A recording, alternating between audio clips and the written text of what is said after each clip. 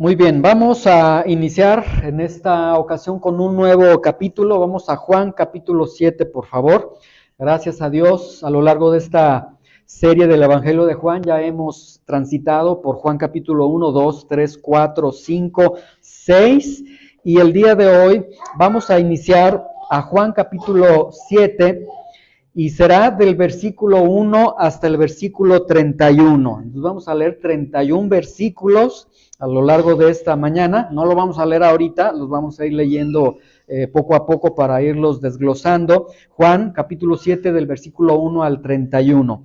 El tema que he propuesto para esta mañana se denomina Un milagro sin milagros, ¿sí? Y la idea de este título es que muchas veces el verdadero milagro está tan cerca en la palabra de Dios y vivimos en una cultura que quiere milagros, que quiere el ruido, que quiere tantas cosas, pero por eso le he puesto así, un milagro sin milagros. Vamos a orar para que el Señor nos pueda acompañar, nos pueda guiar a través de su palabra en esta mañana. Señor, te damos muchas gracias por tu palabra, te damos gracias por la oportunidad de sentarnos a los pies de Jesús en este domingo, Señor. Queremos escucharte, queremos que nos hables, ayúdanos a escuchar tu voz en este día. Que tu Espíritu Santo obre en nuestros corazones, ayúdanos a trazar adecuadamente la Escritura, bendícenos con tu palabra, Señor, en el nombre precioso de Jesús. Amén. Muy bien, vamos entonces al versículo 1, Juan capítulo 7:1. Les voy a rogar que se queden ahí en Juan 7:1. Si cambiamos, vamos a cambiar nada más de capítulo para que estemos ahí, porque son bastantes versículos. Dice, y aquí, bueno, primero quiero señalar el trabajo tan extraordinario de Juan el Evangelista. Juan, el que escribe este evangelio, lo hace de una manera magistral. En estos primeros versículos, el evangelista Juan quiere presentarnos los elementos bajo los cuales se constituye este escenario en el cual él va a hacer la siguiente descripción. Y dice así el evangelista Juan: después de estas cosas, versículo 1, andaba Jesús en Galilea, pues no quería andar en Judea porque los judíos procuraban matarle.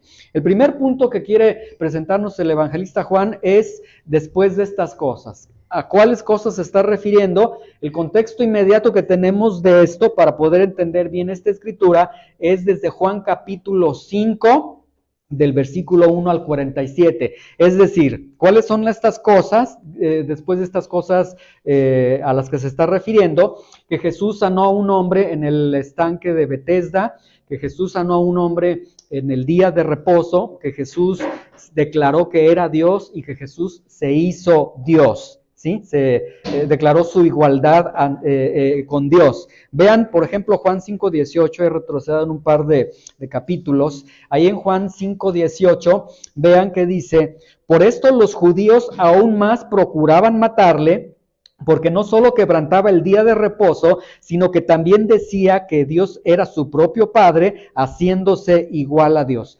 Entonces, inicialmente, regresamos a Juan 7:1, después de estas cosas, este es el contexto. A partir de ese suceso, la sanidad de este enfermo en Betesda, que lo hace en días de reposo, que es lo que más cala en el orgullo judío, declara su deidad, se declara igual a Dios. A partir de esto, después viene, como hemos leído en las 3 enseñanzas anteriores, la alimentación de los 5,000, la tempestad, que Jesús calma la tempestad, la gente que busca a Jesús y que Jesús les dice que Él es el pan de vida, ¿sí? Ahora, hay otro aspecto aquí que también quiero que vean. Por ejemplo, dice, andaba Jesús, versículo 1, después de estas cosas, andaba Jesús en Galilea, pues no quería andar en Judea, porque los judíos procuraban matarle, ¿sí?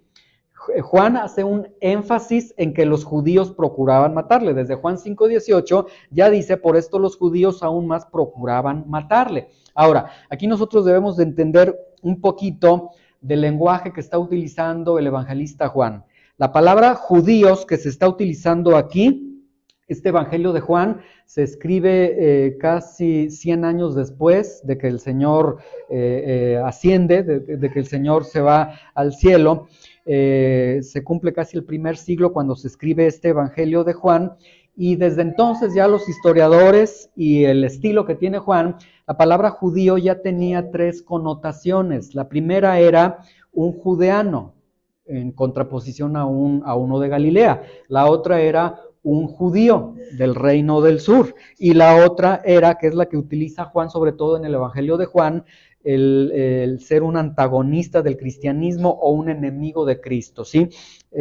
Son enemigos de Cristo y hace referencia a los líderes religiosos. Entonces, a lo largo del Evangelio de Juan, normalmente Juan cuando dice judíos, no sé si ustedes han leído, pero casi siempre que Juan dice judíos se refiere a los líderes religiosos que estaban contra Cristo. Entonces, esta es la connotación, ¿sí?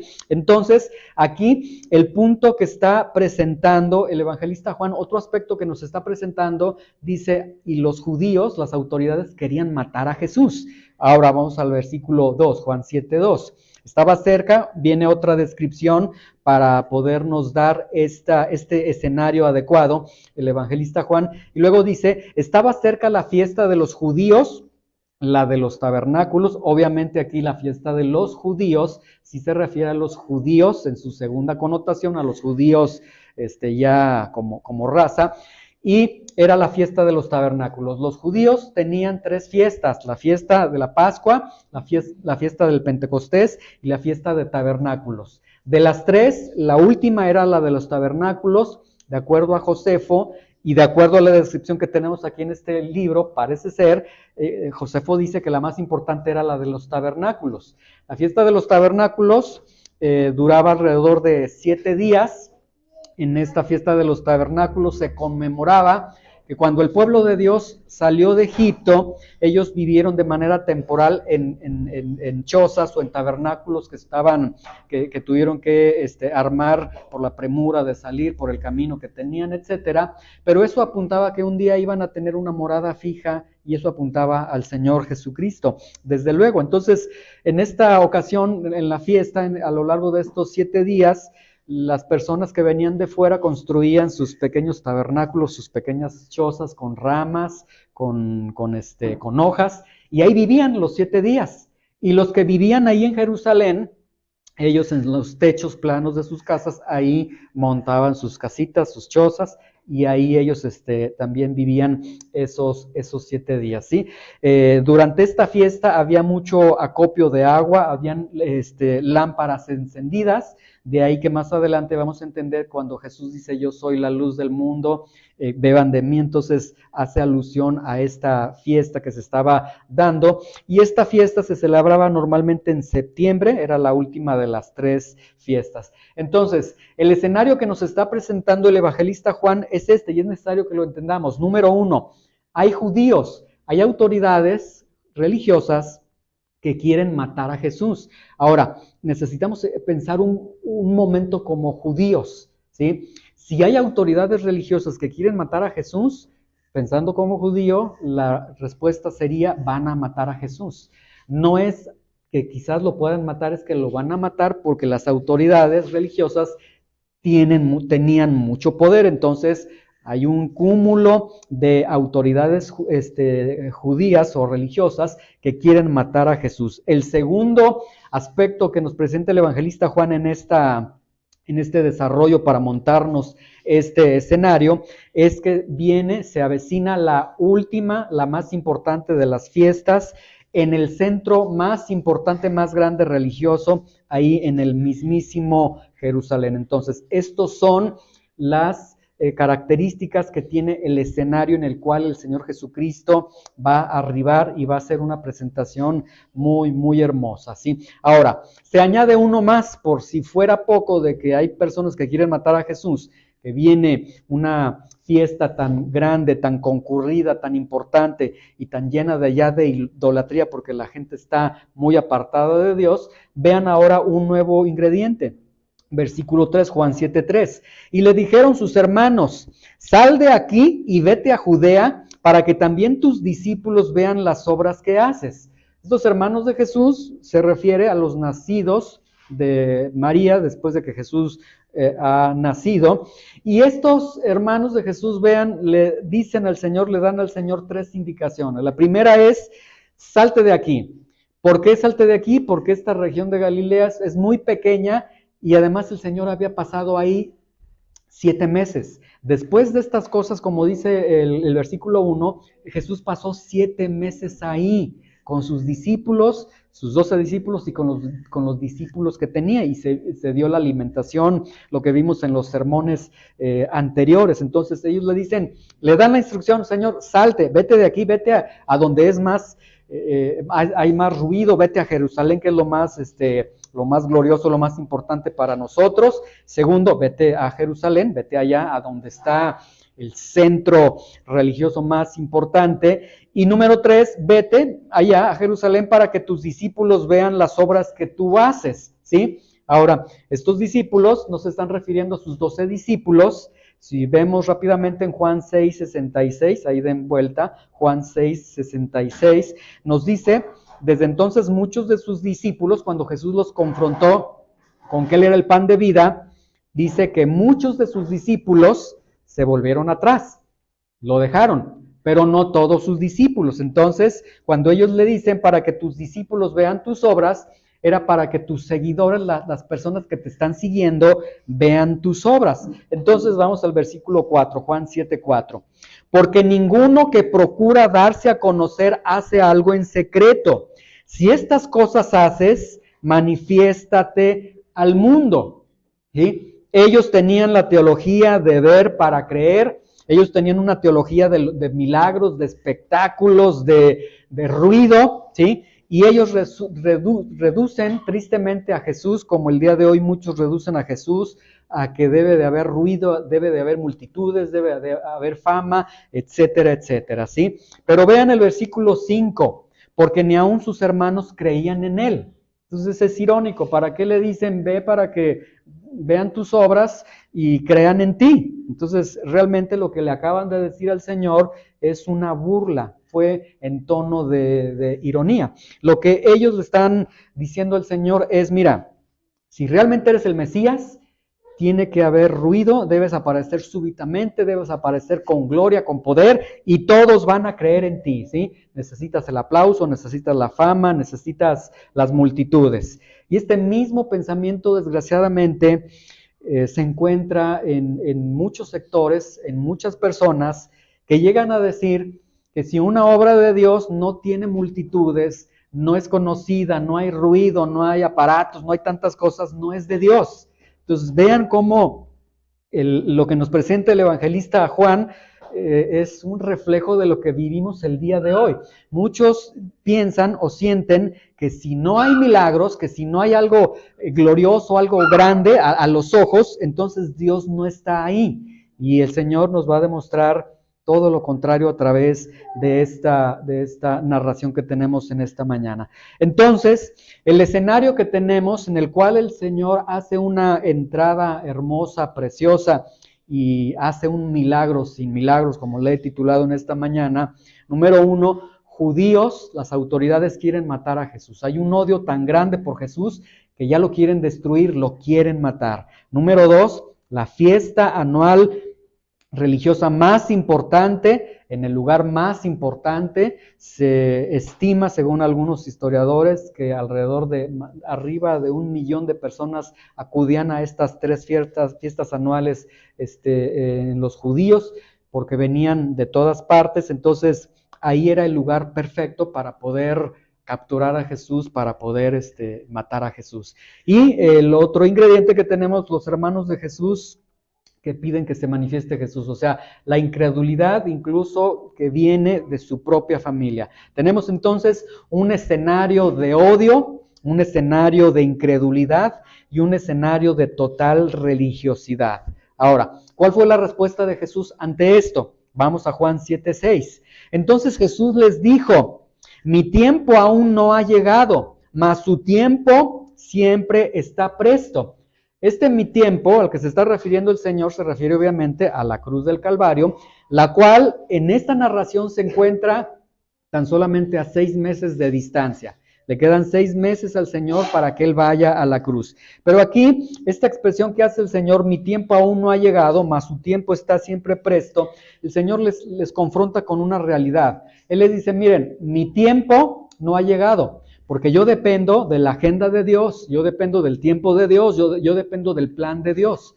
Ustedes en su tiempo hacen lo que quieren, porque ustedes dependen de sus intereses, de sus gustos, de lo que quieren hacer. Y entonces aquí el Señor está confrontando la realidad de un hombre que depende totalmente de Dios en todos sus actos, en todos sus movimientos, y hombres que dependen de lo que su corazón dicte, de lo que ellos deseen. Entonces aquí tenemos dos tipos de personas. Hagamos nosotros la reflexión. ¿En qué tipo me encuentro yo? ¿Me muevo de acuerdo a la agenda de Dios o me muevo en mi tiempo y mi tiempo siempre está presto y yo hago siempre lo que quiero?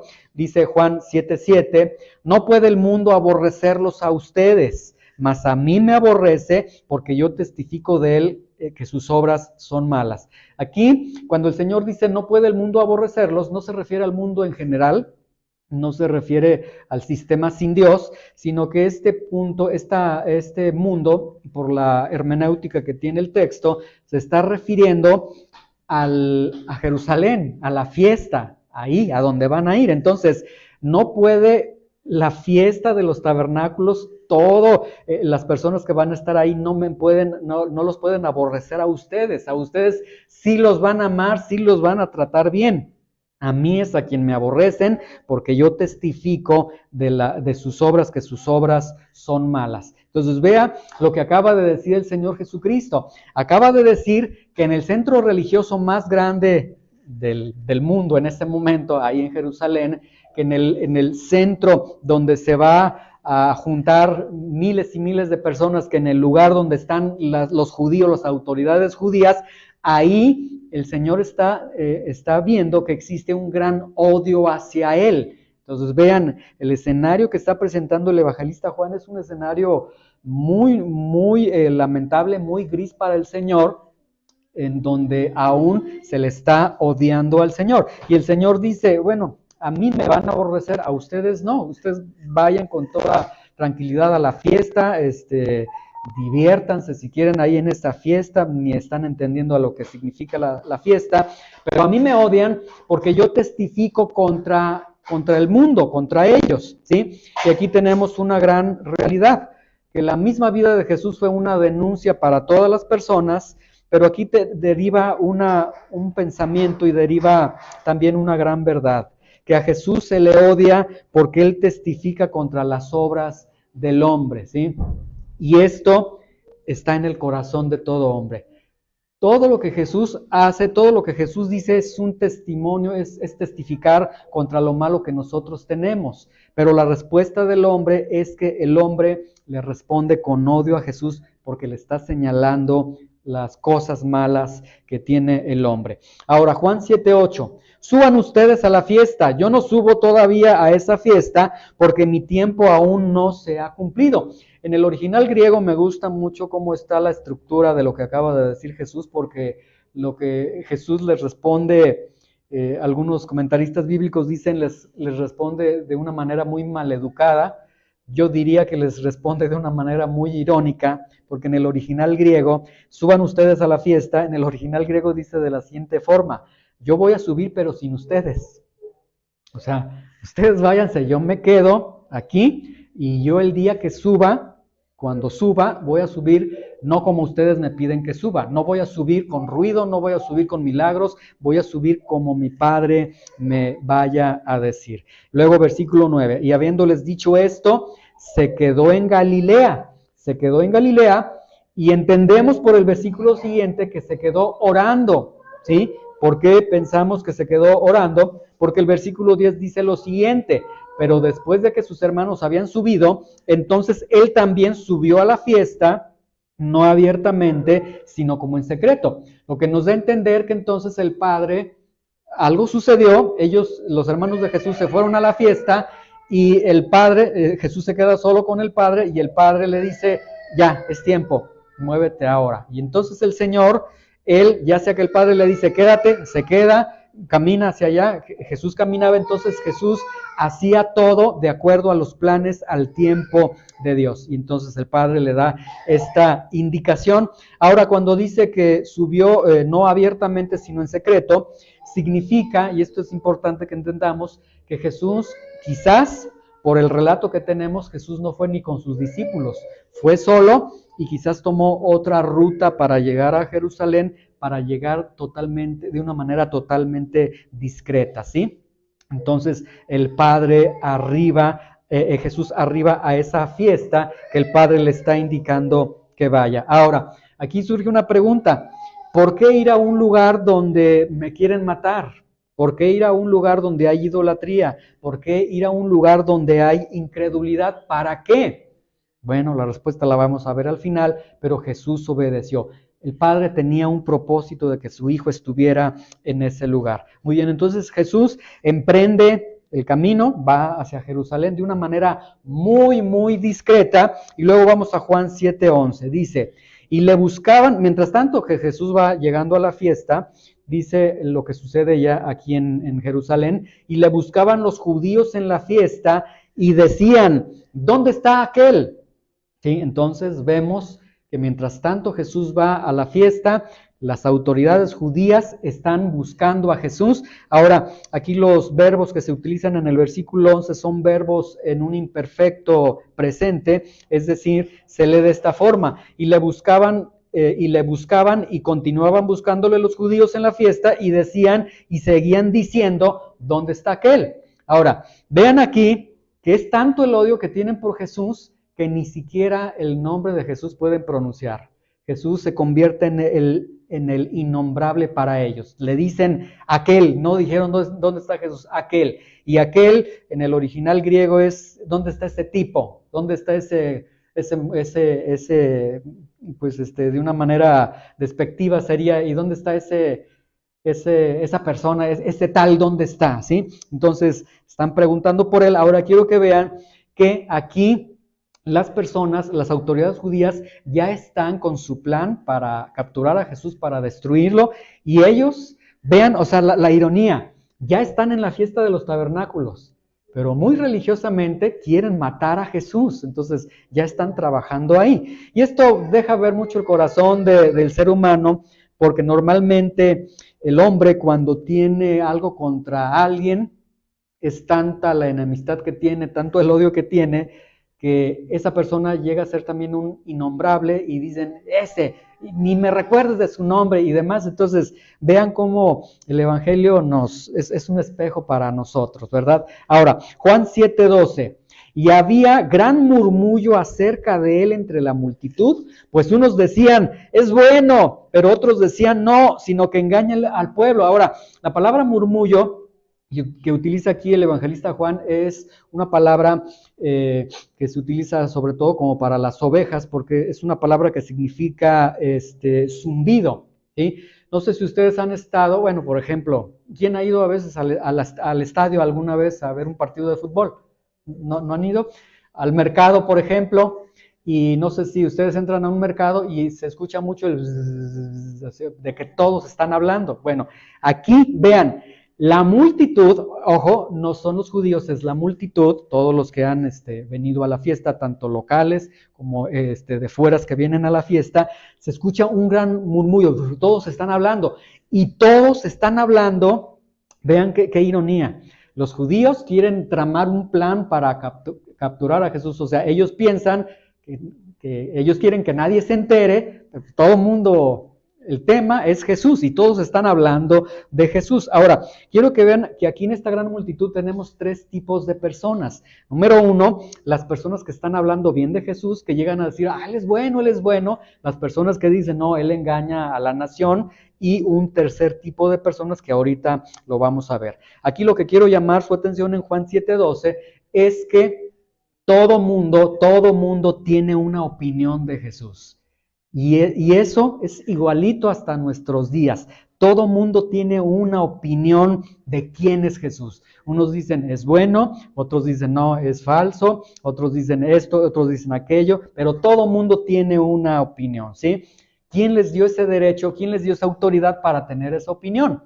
ese es el punto, que sin tener bases morales, bases históricas, bases escriturales, se atreven a decir, Jesús es esto, y esto sucede en todo lugar. Ahora, Juan 7:13 dice, pero ninguno hablaba abiertamente de él por miedo a los judíos.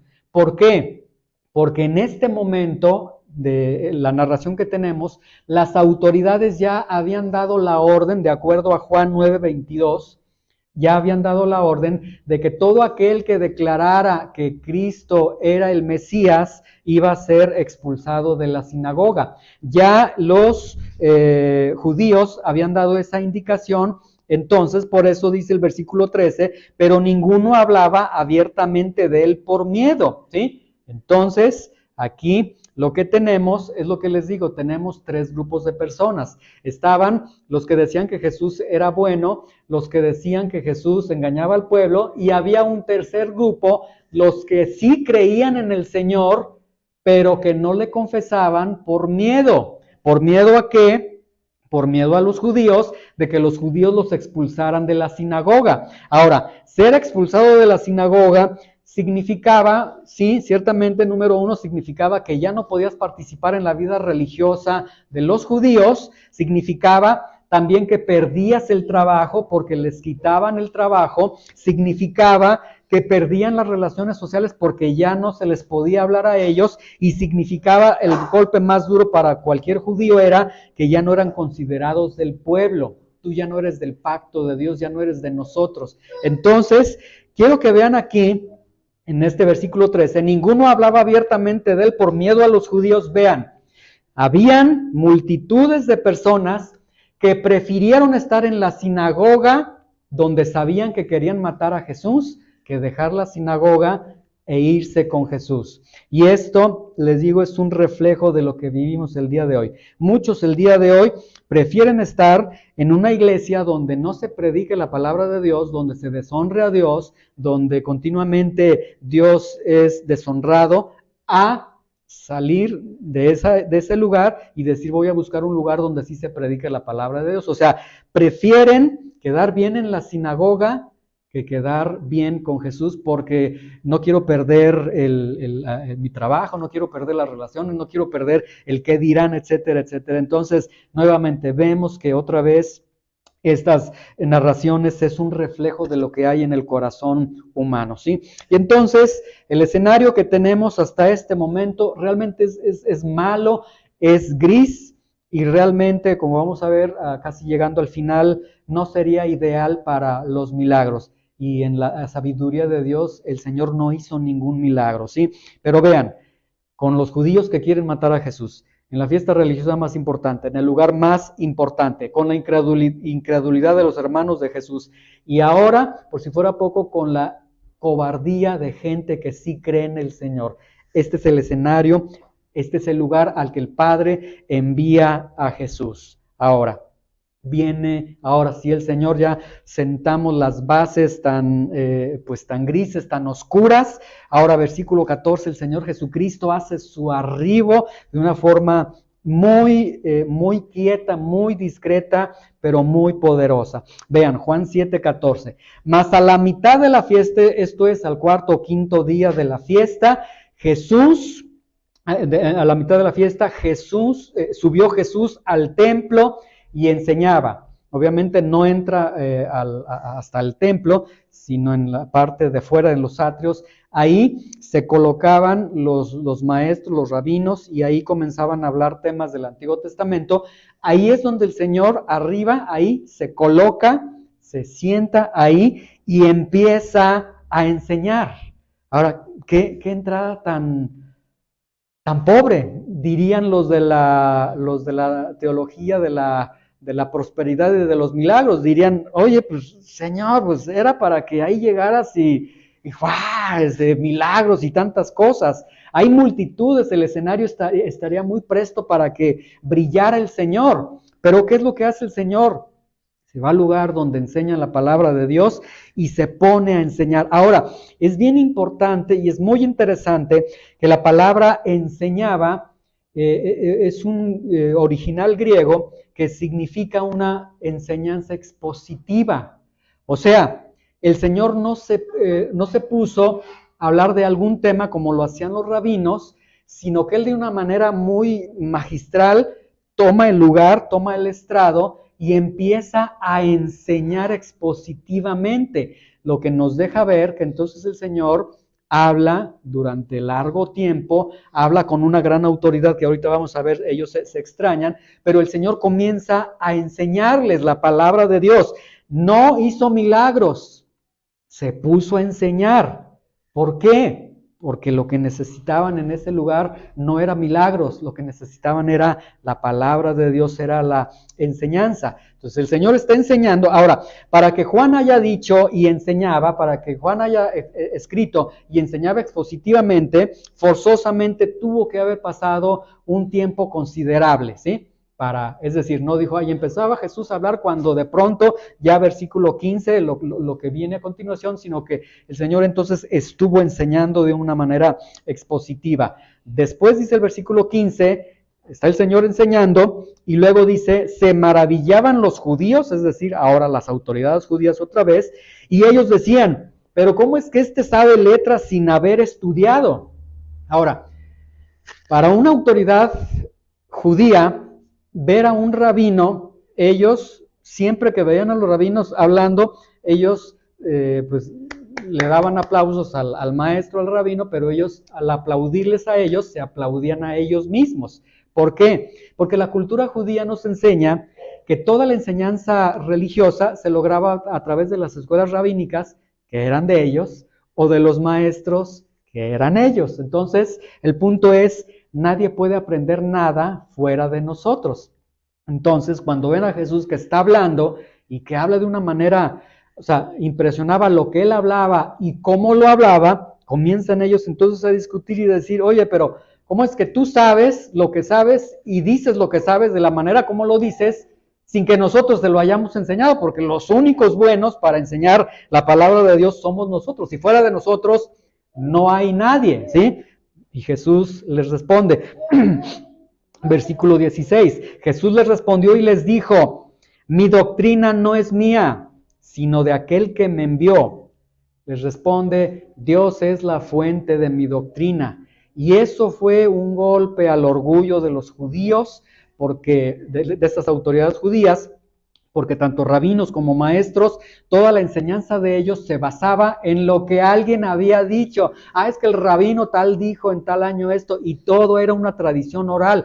Y el fundamento, la fuerza de la enseñanza de ellos es, porque así decía fulano, porque así dice fulano. Y Jesús llega y les dice, esta doctrina Dios mismo me habló a mí, Dios me la dijo, ¿sí? Versículo 17, el que quiera hacer la voluntad de Dios, conocerá si la doctrina es de Dios o si yo hablo por mi propia cuenta, ¿sí? Y entonces aquí Jesús les está diciendo, básicamente les está diciendo, miren, no se sorprendan. Esta doctrina que viene de Dios, que Dios me la ha dado, hasta ustedes la pueden escuchar, la pueden recibir, siempre y cuando quieran obedecer a Dios. Si está el deseo de obedecer a Dios, entonces ustedes van a entender si esta doctrina es de Dios o no. Y les pone entonces como ingrediente, como punto necesario para conocer la doctrina, la obediencia a Dios. De tal forma que entonces, parafraseando estas palabras de Jesús, lo que Jesús acaba de decirles es, ustedes, una nación que se aprenden la Torá, que se aprenden el Talmud, que se aprenden las tradiciones rabínicas, que se aprenden todo y que los niños judíos desde los 10, 12 años ya se aprenden capítulos, libros enteros de la Biblia, les está diciendo a ustedes lo que les falta es obedecer para que puedan accesar a la doctrina. O sea, les está hablando de dos cosas, son desobedientes y además están en una postura de analfabetas espirituales porque no pueden acceder a la doctrina de Dios, ¿sí? Pero aquí vamos a tomar para nosotros que dice, el que quiera hacer la voluntad de Dios conocerá si la doctrina es de Dios. El que tenga el deseo de hacer la voluntad de Dios, él va a conocer. Y la palabra conocer significa escudriñar, pagar el precio, estar yendo a la Biblia y estar estudiando de una manera profunda. Entonces, aquí también podemos nosotros reflexionar en nuestra vida y ver que no se trata de capacidades.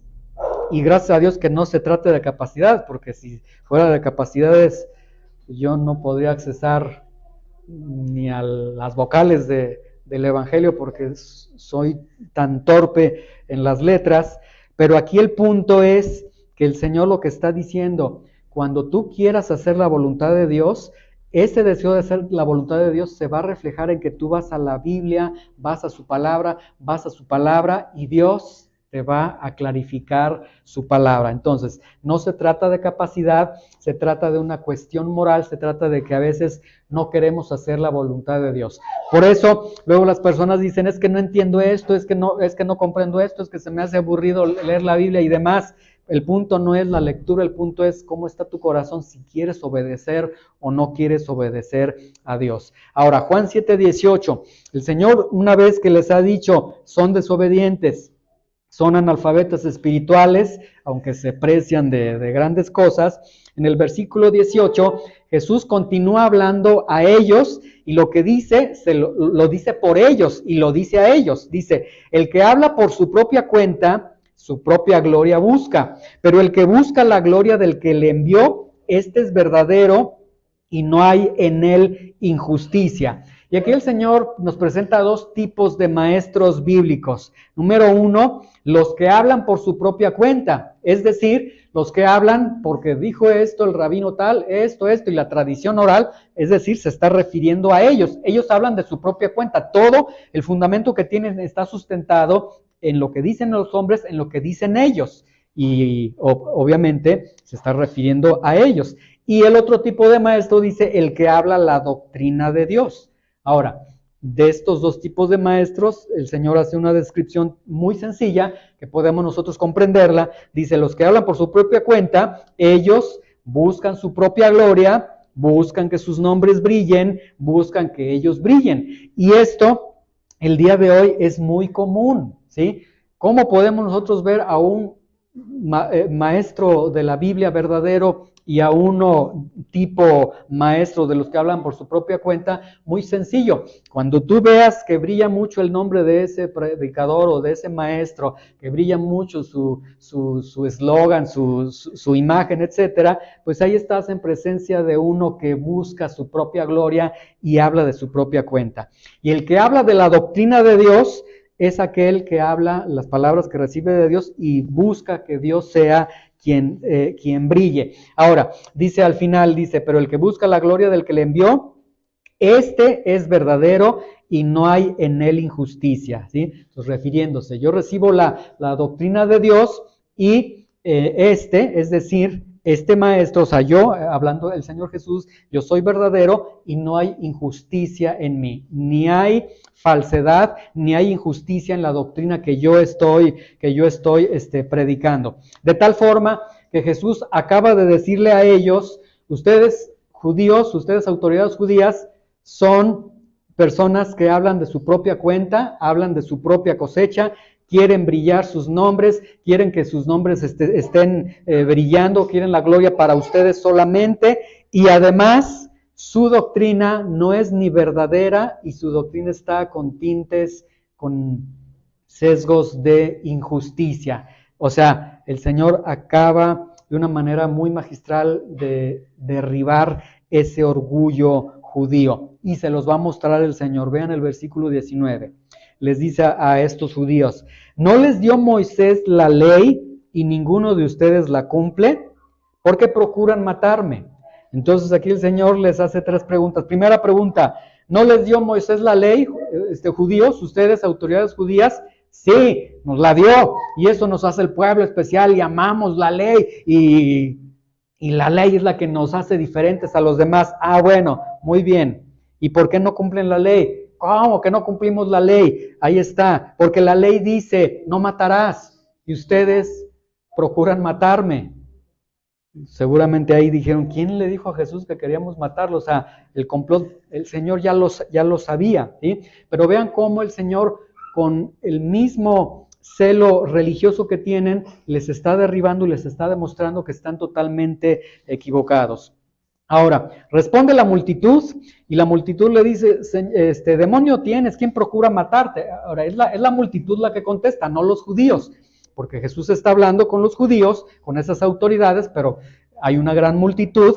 Las multitudes se espantan porque que una persona de la nación de Israel escuche matar, para ellos lo asocian rápidamente, tanto del reino del sur como del reino del norte, para ellos rápidamente dicen, no, la ley dice que no deben de matar. Entonces, espérate, estás loco, ¿cómo es que dices que te quieren matar? ¿Quién te quiere matar si somos el pueblo de Dios, si somos los santos de Dios? ¿Sí? Ahora, vean cómo el Señor les contesta, ¿sí? Versículo 21, respondió Jesús y les dijo, una obra hice y todos se maravillan. Y aquí el Señor se está refiriendo, les está recordando, yo sané a ese hombre ahí en el estanque de Betesda, lo sané en el día de reposo. Y ustedes se maravillaron, no en el sentido de que se maravillaron y creyeron, sino en el sentido de se indignaron porque sané a ese hombre en ese día de reposo, y a partir de ahí comenzó todo este problema. Vean el versículo 22. Por cierto, Moisés les dio la circuncisión, no porque sea de Moisés, sino de los padres, y en el día de reposo circuncidan al hombre. Y aquí el Señor les da una lección de historia hebrea y una lección de teología en menos de un minuto, porque les dice, miren, les voy a recordar algo. Moisés les dio la circuncisión a ustedes, ¿sí? Y ellos, sí, nos dio la circuncisión a nosotros a través de la ley, y la ley es la ley de Dios, y si deshonras la ley de Dios porque sanaste a este hombre en el día de reposo, estás deshonrando a Dios, eres enemigo de Dios, etcétera, etcétera. Y el Señor entonces comienza a darles esta cátedra. Y lo primero que les dice, vean, a las mismas autoridades judías, lo primero que les dice es un poquito de historia hebrea, un poquito de la historia de la circuncisión, de la ley, la relación que tienen, para que vean cómo ellos están totalmente equivocados. El primer punto que les dice, miren, Moisés les dio la circuncisión, pero ese símbolo de ley que es Moisés para ustedes, lean un poquito bien el Antiguo Testamento, no fue Moisés directamente, fue los padres, dice, no porque sea Moisés, sino de los padres. Es decir, la circuncisión vino en el periodo patriarcal, ¿sí? Fue ahí donde se estableció este pacto de la circuncisión, y luego vino la ley. Primero fue la circuncisión, luego vino la ley. Entonces, aquí el punto es, deben ubicarse, primero entender una cosa, tenemos primero circuncisión, después viene la ley. Aquí en la ley es donde se establece el día de reposo que yo violé, que yo quebranté, según ustedes, ¿sí? Ahora, el Señor les dice algo de una manera muy lógica, y derriba sus argumentos, porque en el versículo 23 les dice, si recibe el hombre la circuncisión en el día de reposo para que la ley de Moisés no sea quebrantada, se enojan conmigo porque en el día de reposo sané completamente a un hombre. Entonces vean lo que Jesús les acaba de decir. Les dice, a ver, autoridades judías, ustedes los iluminados, ¿qué fue primero, la circuncisión o la ley? Y ya estamos viendo que sí fue vía los padres. Ok, primero fue la circuncisión, después viene la ley de Dios. En la ley de Dios, Dios establece que vas a guardar el día de reposo, ¿sí? Sí, así es, Señor. Muy bien. Ahora, ¿se acuerdan de la circuncisión? ¿Qué regulación tenía la circuncisión? Decía que al octavo día había que circuncidar a los varones. Muy bien. Entonces, este varón que nacía en el periodo de la ley mosaica, cuando su octavo día era en el día de reposo, ¿qué hacían ustedes? Habría que cumplir la circuncisión, el rito de la circuncisión. O sea, que entonces circuncidaban al niño al octavo día, aunque fuera día de reposo. Sí, bueno, entonces Jesús en el versículo 23 les está diciendo, qué curioso, ustedes lo hacen, quebrantan la ley el día de reposo, y por lo tanto quebrantan la ley, pero para ustedes no es malo. Pero yo que sané a este hombre de Betesda en el día de reposo, yo sí quebranto la ley de Dios. O sea, y ahí ellos seguramente están viendo, caray, pues sí nos estamos equivocando, pero se mantienen en su postura. Versículo 24, un versículo que malamente se ha utilizado para sustentar el ataque, la crítica contra todo lo que se hace. Dice Juan 7:24, no juzgues según las apariencias, sino juzguen con justo juicio, ¿sí? Y este versículo, como les digo, yo veía la otra vez ahí en el YouTube, hay varias páginas, hay varios predicadores que se presentan y que predican, bueno, que no predican, sino que suben videos donde lanzan opiniones o críticas de lo que ya dijo tal pastor, de lo que ya dijo tal hermano, de lo que se hizo en tal lugar, y parece como si ellos fueran policías o tuvieran autoridad para estar criticando, estar destruyendo a otras personas. Y había uno que yo vi y que él se apoyó en este versículo porque él daba la noticia, puso el video de un pastor que hace años él se dedicaba en sus predicaciones a estar difamando, daba nombres, este hermano dice esto, este hace esto, están mal, etcétera. Y en algún momento de su vida él le pidió perdón a Dios y saca ese video, esa parte donde dice, pues Dios me mostró que yo no soy quien para estar criticando a todas las personas.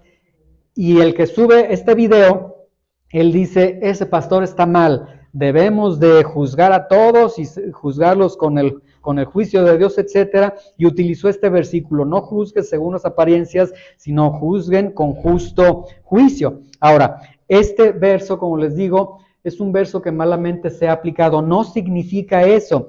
Juan 7:24 no es una licencia para estar juzgando a todo mundo, sino que de acuerdo al contexto que tenemos, aquí lo que Jesús les está diciendo es, no juzguen según las apariencias, deben discernir adecuadamente. Lo que el Señor les está diciendo es, vayan más allá de la letra de la ley, disciernan el espíritu de la ley, disciernan el sentido, la dirección que tenía la ley, ¿sí? En otra parte del Evangelio dice el Señor que el día de reposo no se hizo a causa del hombre, sino que dice el Señor, el día de reposo no se hizo, el hombre no se hizo a causa del día de reposo. O sea, cuando Dios crea al hombre no dijo, voy a crear al hombre para encajarlo al día de reposo, sino dice, no, el día de reposo se hizo por causa del hombre. O sea, dando a entender, el día de reposo se hizo para beneficio del hombre. Entonces, aquí el Señor, cuando les dice juzguen, no juzguen según las apariencias, sino juzguen con justo juicio, bueno, en esa ley que ustedes están basando, vayan más allá de la letra, vean el espíritu de la ley, porque el Señor enseñó lo que enseñó, cuál es el sentido de sus palabras. Pero ellos, obviamente, como ya vimos en Juan 17 y 18, ellos estaban incapacitados para discernir el espíritu de la ley, porque no querían obedecer a Dios, no podían conocer la voluntad de Dios, no podían conocer si la doctrina era de Dios, porque de acuerdo al versículo 18, ellos buscaban su propia gloria, buscaban que sus nombres brillaran. Entonces ellos estaban incapacitados para poder accesar a las riquezas de la ley, pero con la misma ley querían estar torturando al Señor. Ahora, Juan 7, 25 y 26, decían entonces unos de Jerusalén, gente de ahí del lugar donde se está efectuando la fiesta, ¿no es este a quien buscan para matarle? Miren, habla públicamente y no le dice nada. ¿Habrán reconocido en verdad los gobernantes que este es el Cristo? Y ahí, bueno, los de Jerusalén, que obviamente ya conocen el complot que tienen contra Jesús, ellos sí dicen, bueno, ¿será que ya reconocieron a Jesús? Porque pues vemos que están platicando, ¿no? En vez de tomarlo, de apresarlo, ¿será que ya creen en él? Ahora, versículo 27. Estas mismas personas, y aquí hay una ironía bien impresionante. En el versículo 26, este grupo de personas de Jerusalén dicen, ¿será que ya creen que él es el Mesías? ¿Lo están reconociendo como el Mesías? Es decir, de alguna forma dejan ver como que ellos también consideran que posiblemente él es el Mesías. Pero vean el versículo 27, no pasan ni 3 segundos cuando esa pequeña opinión que tienen de Jesús cambia y dice, pero sabemos de dónde es, mas cuando venga el Cristo nadie sabrá de dónde sea. Y otra vez lo que les decía al principio, todo mundo tiene su opinión de Jesús, todo mundo. Y en verdad, ustedes vayan a las tortillas, tienen su opinión de Jesús. Vayan con doña Conchita a las enchiladas y a las gorditas, tiene su opinión de Jesús. Todos opinan de Jesús, ¿sí? Ahora, vamos a ver aquí lo siguiente. Entonces dice, pero sabemos de dónde es, mas cuando venga el Cristo, nadie sabrá de dónde es. Ahora, ¿por qué ellos se sientan tan seguros, tan autoritativos para decir, no, Él no es? O sea, ¿cómo es que ellos descalifican a Jesús? Porque nosotros sabemos que nadie sabrá de dónde viene Jesús cuando Él venga. ¿Y de dónde viene esta noción que ellos tienen? Porque la Biblia dice todo lo contrario. En Miqueas, por ejemplo, 5:2, sí nos estaba señalando que se sabría el lugar del nacimiento de Jesús. O sea, esta idea de que nadie sabrá de dónde viene Jesús realmente no estaba en el Antiguo Testamento. Las profecías sí nos enseñaban de dónde vendría el Señor. El punto es, de acuerdo a algunos historiadores, que entre los judíos se corrió un rumor de una mala interpretación de Malaquías 3:1. Y a partir de lo que dijo el profeta Malaquías, lo malinterpretaron y esa malinterpretación fue permeando ahí en los oídos, en los pensamientos de los judíos, al grado que fue una creencia y algo que creían ellos totalmente. Malaquías 3:1 se los leo. Dice, el profeta dijo, he aquí yo envío mi mensajero, el cual preparará el camino delante de mí y vendrá súbitamente a su templo. El Señor a quien ustedes buscan y el ángel del pacto a quien desean ustedes. Esta parte vendrá súbitamente a su templo. Entonces, entre los judíos había una creencia con mucha fuerza entre ellos, de que ellos creían que el enviado de Dios, que el Mesías, aparecería en la escena de Israel de una manera súbita, que de pronto aparecería, que tendría un origen misterioso y que cuando él apareciera, iba a aparecer de una manera muy pomposa, con ruido, con milagros, con apariciones, con señales, etcétera, etcétera. De hecho, dentro de las frases rabínicas se lee una de ellas que dice, 3 cosas son las que vienen sin que nadie las espere: el Mesías, la buena suerte y el escorpión. Entonces, vean que en el pensamiento judío, para ellos la venida de Jesús era como sacarse la lotería, como toparse con la buena suerte. La venida del Mesías era como pisar un escorpión y que el escorpión te picara. O sea, era algo que en cualquier momento podía suceder, pero que cuando sucediera habría ruido, habría majestad, habría, ya vino nuestro libertador, ahora seremos la nación poderosa como éramos antes. Pero nadie en la mente judía pensaron que ese Mesías nacería como un niño, como un bebé, y crecería hasta ser un hombre, ¿sí? Entonces, con todo esto, versículo 28, Jesús entonces, enseñando en el templo, lo que nos da a entender que aquí el Señor no se puso a discutir ante ellos, Él regresó otra vez a la enseñanza. Entonces, enseñando en el templo, alzó la voz, y aquí realmente debería de ser alzó la voz aún más todavía, porque para estar enseñando ahí en el lugar de los rabinos hay que alzar la voz para que las multitudes escuchen. Entonces Jesús regresa a la enseñanza, alza la voz más fuerte para que todos escuchen y dice lo siguiente. Y vean en pocas palabras lo que Jesús dice: a mí me conocen y saben de dónde soy, y no he venido de mí mismo, pero el que me envió es verdadero, a quien ustedes no conocen. Y aquí vean con mucha atención otra vez. Cuando el Señor apareció aquí en escena, en esta descripción, el Señor apareció enseñando la palabra de Dios. Otra vez regresa la enseñanza, otra vez palabra de Dios. Y ahora Él les dice que está bien, a mí me conocen, terrenalmente me conocen, saben quién es mi familia, quién es mi mamá, etcétera, mis hermanos y todo, está bien, terrenalmente me conocen, pero al que me envió no lo conocen, al que me envió y que es verdadero no lo conocen. Ahora, aquí la palabra verdadero que utiliza el Señor Jesucristo no tiene que ver con falso o verdadero, con cierto o falso.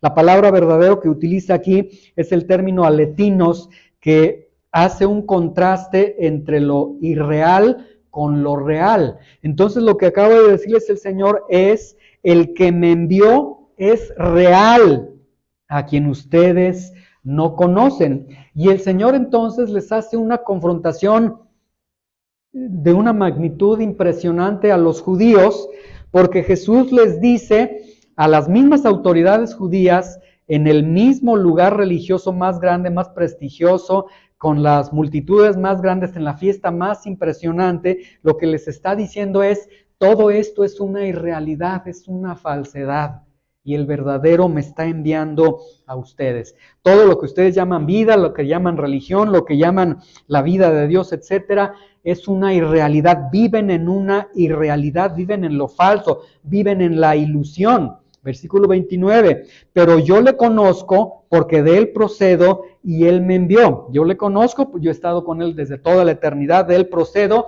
Esta frase de él procedo, ellos están entendiendo que se está haciendo otra vez igual a Dios, que está declarando que tiene las mismas atribuciones de Dios, los mismos atributos de Dios. O sea, básicamente aquí les está diciendo: yo soy Dios mismo, y les está dando una gran noticia: Él me envió, ¿sí? Entonces, el verdadero me ha enviado a cada uno de ustedes, ¿sí? Ahora, ante esta declaración y bajo este escenario que hemos establecido y que he sido muy repetitivo para que pueda tomar más fuerza lo que estamos viendo, las únicas tres respuestas posibles bajo este escenario que tenemos, bajo este contexto de lo que acaba de decir Jesús, entendiendo la mente judía, cómo piensa el judío, su fiesta religiosa, etcétera, las únicas tres respuestas que yo encuentro son las siguientes. Número uno, creer en lo que él acaba de decir. Todo buen judío creería en lo que él acaba de decir. O número dos, rechazarlo rotundamente porque acaba de blasfemar el Señor Jesús. Y número tres, es el momento preciso para capturar a Jesús y matarlo, es más, despedazarlo ahí mismo. Tienen el delito de la blasfemia, de acuerdo a la ley judía, ameritaba la muerte. Entonces tienen todos los elementos. Ya el único trámite que tenían que hacer es ir con la corona romana para que les autorizara. La corona romana seguramente les hubiera autorizado. Esas tres respuestas. ¿Cuáles respuestas tenemos? Versículo 30 y 31. El 30 dice: entonces procuraban prenderle, pero ninguno le echó mano porque aún no había llegado su hora, ¿sí? Entonces la respuesta mayoritaria que se nos está presentando y la respuesta de las autoridades judiciales fue: el odio que tenían, la intención que tenían de matar a Jesús se acrecenta, querían ya matarlo, ¿sí? Pero ninguno le echó mano. Y ahora aquí es impresionante. ¿Por qué no le echaron mano si estaban en el perfecto lugar? Y la respuesta es: porque no había llegado su hora. Esta expresión, no había llegado su hora, significa que Dios estaba actuando ahí en ese momento. Y Dios estaba actuando de dos formas. Es decir, en este versículo 30 yo veo a Dios obrando y veo dos milagros. O sea, veo milagros sin milagros, pero veo dos obras de Dios impresionantes. La primera, guardó a su hijo, ¿sí? Guardó a su hijo del odio de cientos y cientos y cientos de judíos. Y ese es un milagro, ¿sí? Eso fue, o sea, entendiendo el odio judío, el celo judío de las autoridades judías, solamente Dios podía guardar a su hijo. Nadie le hizo nada. ¿Qué fue lo que sucedió? Juan dice: pues nadie le echó mano. Algo sucedió. Dios guardó a su hijo. Y número dos, lo que yo veo aquí entre líneas en este versículo 30, es que el Señor, el Padre, está obrando de una manera impresionante. Vamos a Juan 6:44 para que entendamos a qué me estoy refiriendo en este momento y veamos cómo Dios está obrando. En Juan 6:44, Jesús ya había dicho una gran verdad. Ella había dicho: ninguno puede venir a mí si el Padre que me envió no le trajere, ¿sí? Entonces, Juan 7:30, ninguno le echó mano. Si bien no le echaron mano, pero procuraban prenderle, es decir, no creyeron en él, no se dirigieron hacia él. Entonces en Juan 7:30 yo veo al Padre que estuvo obrando, no atrayendo a este grupo de personas, sino dejándolas a la suerte de su corazón corrupto. Y ahí estuvo el Padre obrando en ellos. El Evangelio, cuando se esparce, sea que se crea o no se crea, Dios es glorificado. Dice el apóstol Pablo, para unos es un olor glorioso y para otros es un olor de muerte, pero Dios siempre es glorificado. Entonces ahí Dios obra de una manera poderosa. Los dejó a la suerte de sus propios corazones. Y vean el versículo 31. Y muchos de la multitud creyeron en él y decían, el Cristo cuando venga hará más señales que las que hace este. Y ahí yo veo al Padre, que vean la predicación del Señor Jesucristo. Vuelvo a leerles la predicación que el Señor les dio. Él nada más dijo, a mí me conocen y saben de dónde soy, no he venido de mí mismo, pero el que me envió es verdadero, a quien ustedes no conocen. Lo que el Señor, lo único que hizo, lo único que predicó fue, vives en una irrealidad en tu vida y el que me envía es verdadero. Mi Padre que es verdadero, que es real, Él me ha enviado a ti. Es lo único que el Señor les ha dicho. Y versículo 31, muchos de entre la muchedumbre de la multitud creyeron en Él y decían, cuando venga el Cristo, hará más señales que hace este. Es decir, en otras palabras, necesitamos más pruebas para reconocer que Él es Jesús. Ahora mucha atención con esta multitud. Esta multitud, vean con atención, esta multitud, aquí Juan ha sido muy preciso. Un grupo son los judíos, otro grupo son los de Jerusalén y otro grupo es la multitud. ¿Se dieron cuenta que habló de estos tres grupos? Esta multitud nos habla de los que vinieron de fuera, ¿sí? Ellos ni conocían del complot contra Jesús, etcétera, no conocían de todo esto. Y lo que significa que esta multitud no presenciaron los milagros de Jesús, no presenciaron al enfermo que sanó en Betesda, no presenciaron muchos de ellos la alimentación, la tormenta peligrosa que tuvieron ahí, no fueron con Jesús ahí y que Jesús les dice, soy el pan de vida. Ellos no presenciaron los milagros, muchos de ellos. Lo único que escucharon fue la palabra de Jesús.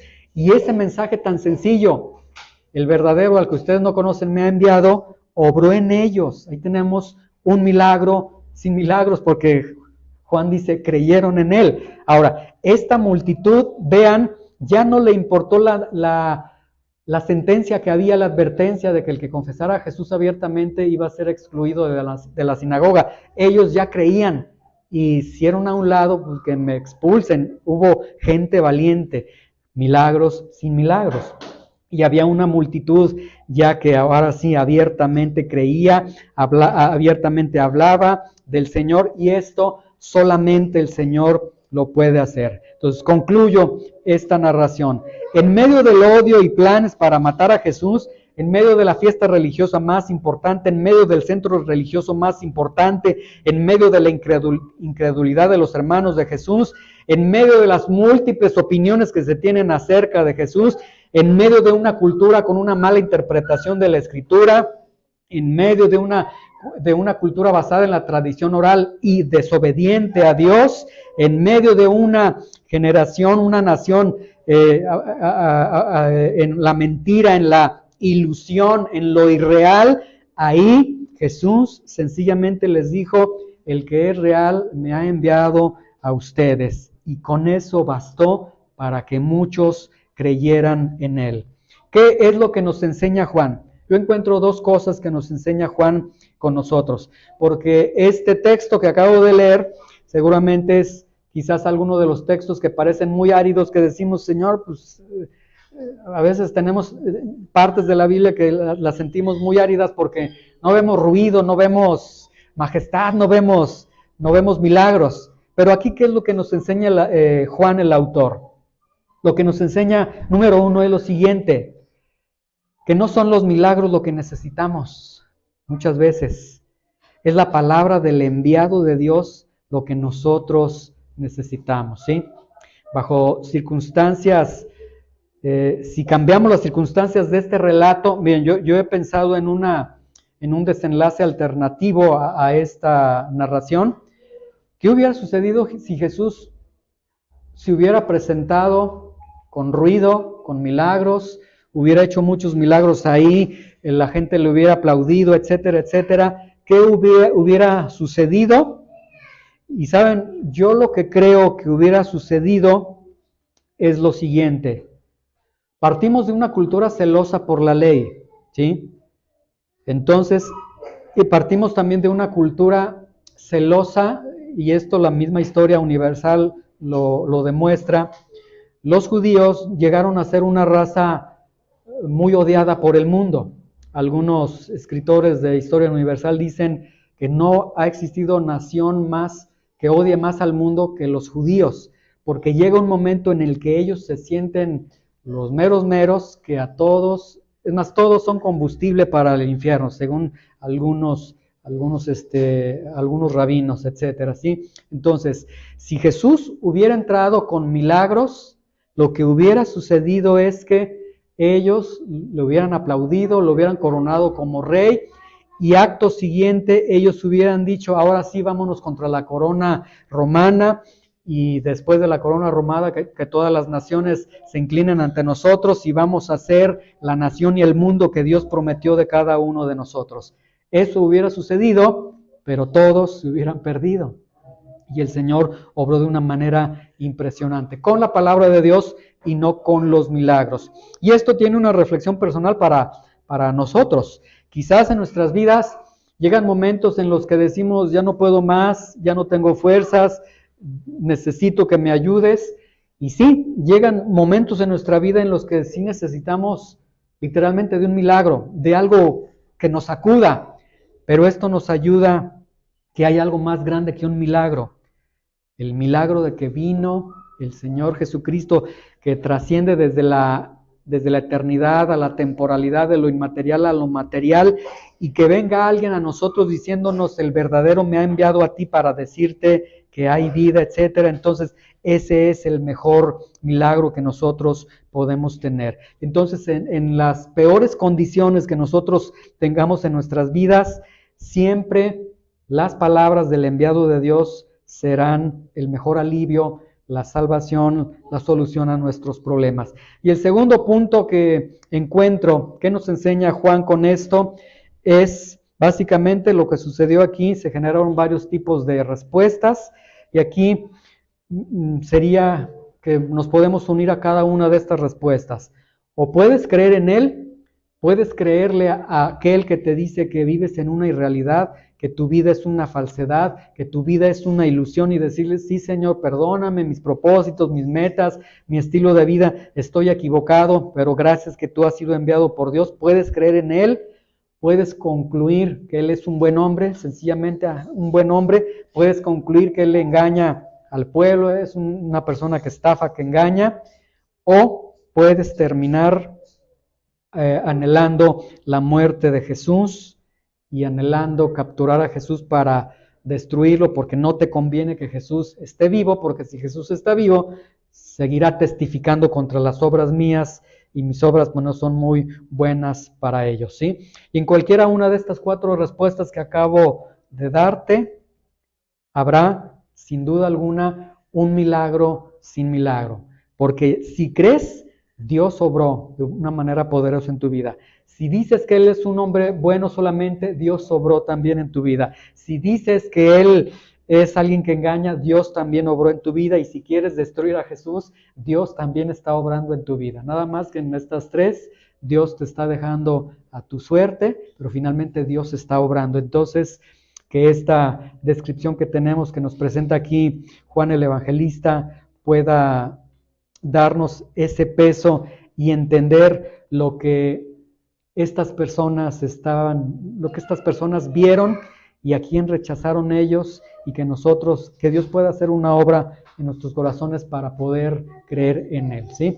Señor, te damos gracias en esta tarde por tu palabra, te damos gracias por la oportunidad que nos has dado de escuchar tu palabra, Señor.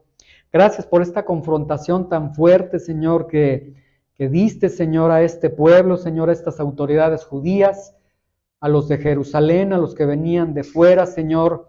Gracias porque podemos ver las distintas respuestas que se nos dan, pero, Señor, que no perdamos de vista que ahí estuvo el enviado de Dios y que el enviado de Dios nos confronta con la irrealidad en la que nosotros vivimos. Que el Hijo de Dios, el enviado de Dios, nos muestra y nos confronta y nos dice: vives en una irrealidad. Y que esto, Señor, nos quebrante a nosotros, que esto nos haga cambiar de rumbo y que esto, Señor, nos lleve a decir: sí, Señor, tienes razón, mi vida es una irrealidad, incluso tiene tintes religiosos, tiene matices religiosos. Señor, estudio tu palabra, hasta enseño y predico tu palabra, pero Señor, solo tú conoces si yo estoy viviendo en una irrealidad. Y si es así, sálvame, Señor. Sálvanos a cada uno de nosotros y ayúdanos, Señor, a escuchar ese mensaje glorioso que el enviado de Dios tiene y que en los siguientes versículos el Señor estará exponiendo y estará hablando más todavía, Señor. Te damos gracias por tu palabra. Prospera tu palabra en nuestros corazones, Señor. En el nombre de Jesús. Amén.